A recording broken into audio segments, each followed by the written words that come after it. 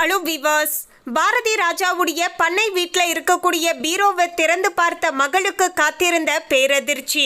இத்தனை நாட்களாக இது தெரியாம போச்சே அப்பா என்று சொல்லி கதறி கதறி பார்த்தீங்கன்னா மகள் அழுந்திருக்காங்க. இந்த தகவலானது தற்போது பார்த்தீங்கன்னா பெரும் சோகத்தை ரசிகர்கள் மத்தியில் ஏற்படுத்தி வருகிறது. அப்படி அந்த பீரோக்குள்ள என்னதான் இருந்துச்சு என்பது குறித்த பல முக்கியமான தகவலை பார்க்கலாம். இத்தனை நாட்களாக அவர் அந்த பீரோக்குள்ள ஒளித்து இருந்த அந்த ரகசியங்கள் பற்றி ஏன் இவங்களுக்கு தெரியாம இருந்திருக்கு என்பது போன்ற பல கேள்விகளுமே எழுந்து வருகிறது. அது குறித்தும் நாம பார்க்கலாம். அதுக்கு முன்னாடி இன்னும் நம்ம சேனலை சப்ஸ்கிரைப் பண்ணலனா சப்ஸ்கிரைப் பண்ணிடுங்க. அப்படியே பக்கத்தில் இருக்கக்கூடிய பெல் ஐக்கானையும் பிரஸ் பண்ணிடுங்க. வாங்க வீடியோக்குள்ள போகலாம். கடந்த 2 நாட்களுக்கு முன்பாக பாரதி ராஜா உயிரிழந்து இருந்தார். இந்த சூழ்நிலையில தான் அவருடைய சொந்த ஊரான தேனி மாவட்டத்தில் இருக்கக்கூடிய பண்ணை வீட்டில் தான் அடக்கம் செய்யணும் அப்படின்னு சொல்லிட்டு அந்த இடத்திற்குமே எடுத்துட்டு வரப்பட்டு அவருடைய உடலானது அஞ்சலிக்காக வைக்கப்பட்டு இருந்தது. அதனை தொடர்ந்து பார்த்தீங்கன்னா அரசு மரியாதையுடன் அவருடைய உடலுமே பார்த்தீங்கன்னா நல்லடக்கம் செய்யப்பட்டு இருந்தது. இதனை தொடர்ந்து தான் அந்த பண்ணை வீட்டில் அவருடைய பர்சனலா இருக்கக்கூடிய அந்த பீரோல பார்த்தீங்கன்னா அவங்களுடைய மகள் திறந்து பார்த்திருக்காங்க. திறந்து பார்த்த உடனேயே பார்த்தீங்கன்னா அந்த மகள் பார்த்தீங்கன்னா கண்ணீர் விட்டு கதறி கதறி பார்த்தீங்கன்னா ஜனனி ஐஸ்வர்யா அழுந்திருக்காங்க. அப்படி பாரதி ராஜா அந்த பீரோக்குள்ள என்னதான் ஒளிச்சிருக்காரு அப்படின்னு பார்க்கும்போது தான் தெரியுது, அந்த பீரோ முழுக்க பார்த்தீங்கன்னா அவருடைய மகனுடைய புகைப்படமானது இருந்திருக்குங்க. அதாவது எப்படி பார்த்தாலுமே ஒரு படம் முடிஞ்சாலும் சரி, இல்லைனா வருடத்திற்கு 2 முறை இல்லைனா 4 முறை பார்த்தீங்கன்னா அவருடைய மகனுடன் பார்த்தீங்கன்னா சின்ன வயசுல இருந்தே பார்த்தீங்கன்னா தேனியுடைய பண்ணை வீட்டிற்கு வருவது ஐதீகமாங்க. அப்படி வரும்போதெல்லாம் பார்த்தீங்கன்னா அங்கு அவங்களுடைய குடும்பத்தோடு சேர்ந்து நிறைய புகைப்படங்களை எடுத்திருக்காங்க. அதே சமயம் அப்பாவும் மகனும் சேர்ந்து நிறைய புகைப்படங்களும் பார்த்தீங்கன்னா எடுத்திருக்காங்க. அது எல்லாமே பார்த்தீங்கன்னா அவங்களுடைய வீடுகளில் சுவர்களில் பார்த்தீங்கன்னா மாட்டி வச்சிருந்திருக்காங்க. ஸோ இப்படி தான் பார்த்தீங்கன்னா அவங்களுடைய வீடு இருந்திருக்கு. பொதுவாகவே எல்லோருடைய வீடுகள்லையும் அவங்களுடைய புகைப்படம் இருக்கும் இல்லையா, அதே போல தான் தன்னுடைய மகனான மனோஜுடைய புகைப்படமும் அந்த வீடு முழுக்க நிறைய பார்த்தீங்கன்னா இருந்திருக்கு. கடந்த வருடம் பார்த்தீங்கன்னா மனோஜ் அவர்கள் மார்ச் மாதம் மாரடைப்பால் உயிரிழந்து இருந்தார் இல்லையா, அதன் பிறகு பார்த்தீங்கன்னா பண்ணை வீட்டுக்கு ஒரு முறை வந்திருக்காரு. வந்தபோது பார்த்தீங்கன்னா அவருடைய ஞாபகமானது அந்த புகைப்படத்தின் மூலமாக இன்னுமே ரொம்ப அதிகப்படுத்துது. அது இன்னுமே மனதளவுக்கு ரொம்பவே பார்த்தீங்கன்னா காயத்தை ஏற்படுத்துது. அப்படிங்கிற காரணத்தால் பார்த்தீங்கன்னா அந்த புகைப்படங்கள் எல்லாத்தையுமே எடுத்து தன்னுடைய பீரோக்குள்ளே பார்த்தீங்கன்னா வச்சிருக்காரு. அது மட்டும் கிடையாதுங்க, அங்கே போய் அவங்க பார்த்தீங்கன்னா சில விஷயங்கள் எல்லாமே பண்ணியிருப்பாங்க இல்லையா, அவங்களுடைய ஞாபகார்த்தமாக இருக்கக்கூடிய நிறைய பொருட்களை பார்த்தீங்கன்னா அந்த பீரோக்குள்ள வச்சிருப்பதாகவும் சொல்லப்படுதுங்க. அவங்க சின்ன வயசுல பயன்படுத்திய பொம்மைகள், இது போன்ற பல பொக்கிஷங்கள் எல்லாமே பார்த்தீங்கன்னா அந்த பீரோக்குள்ள இருந்ததாக சொல்லப்படுது. அதை ஒவ்வொன்றத்தையும் பார்த்து பார்த்து பார்த்தீங்கன்னா அவங்களுடைய மகள் ஜனனி ஐஸ்வர்யா பார்த்தீங்கன்னா கண்ணீர் விட்டு அப்பா அப்பா அப்படின்னு சொல்லிட்டு கதறி கதறி பார்த்தீங்கன்னா அழுந்திருக்காங்க. அதாவது அண்ணாவுடைய மறைவால நீங்க இவ்வளவு கஷ்டப்பட்டிருக்கீங்களா அப்பா அப்படின்னு சொல்லிட்டு, இத்தனை நாள் எனக்கு இது தெரியாம போச்சேப்பா அப்படின்னு சொல்லிட்டு ரொம்பவே ஃபீல் பண்ணி பார்த்தீங்கன்னா கதறி கதறி அழுந்திருக்காங்க. அவருடைய மகன் மட்டும் நல்லா இருந்திருந்தா இன்னுமே பார்த்தீங்கன்னா பாரதி ராஜா அவர்கள் 10-15 வருஷத்துக்கு நல்லாவே இருந்திருப்பாரு அப்படின்னு சொல்லப்படுதுங்க. அதாவது வயது காரணமாக சின்ன சின்ன உடல் ரீதியான பிரச்சனைகளானது இருந்தாலுமே அவருடைய மகனுடைய இழப்பிற்கு பிறகுதான் பார்த்தீங்கன்னா அவர் ரொம்பவே உடல் ஆரோக்கிய ரீதியான பிரச்சனைகளை சந்தித்ததாக சொல்லப்படுது.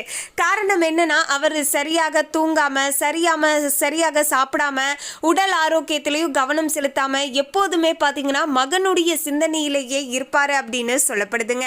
பண்ணை வீட்டுக்கு அடிக்கடி வந்தா மகனுடைய ஞாபகம் அதிகமாக வருது அப்படின்னு சொல்லிட்டு அந்த வீட்டுக்கு வருவதை கூட பார்த்தீங்கன்னா தவிர்த்து இருந்ததாகவும் சொல்லப்படுது. அதோடு பார்த்தீங்கன்னா அவருடைய மகன் இறப்பதற்கு கொஞ்ச நாட்கள் முன்பாக பார்த்தீங்கன்னா மகனுடன் சின்ன கருத்து வேறுபாடு ஏற்பட்டு பேசாமல் இருந்ததாக சொல்லப்படுதுங்க. பேசாமல் இருந்த ஒரு தருணத்தில் இப்படி திடீரென பையனுக்கு மாரடைப்பு ஏற்பட்டு இப்படி உயிரிழந்துட்டாரே அப்படிங்கிறதே பார்த்தீங்கன்னா அவரால் கொஞ்சம் கூட ஏற்றுக்கொள்ள முடியல, ஜீரணித்து கொள்ள முடியல.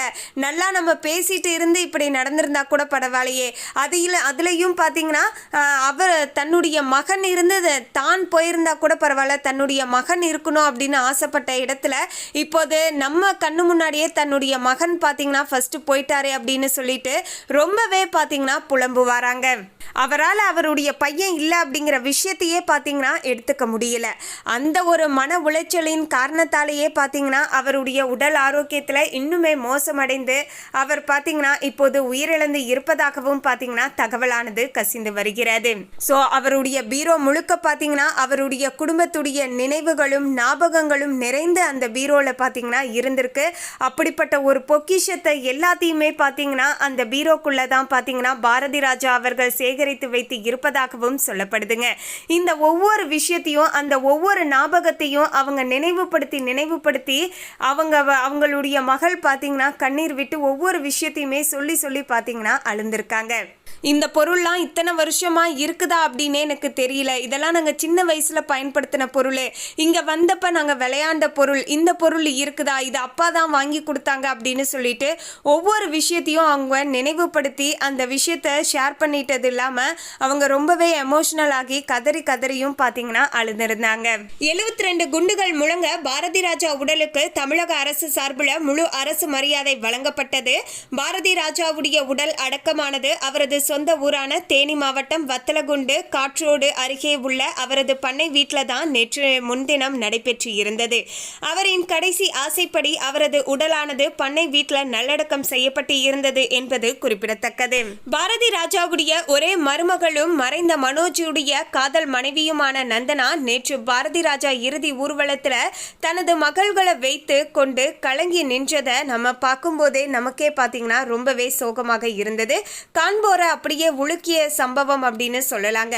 அவர் ஒரு பக்கமால அவரின் 2 மகள்களோ அர்த்திகா மற்றும் மதிவதனி இருவருமே பார்த்தீங்கன்னா தேம்பி தாத்தா அப்படின்னு சொல்லிட்டு அழுந்தாங்க.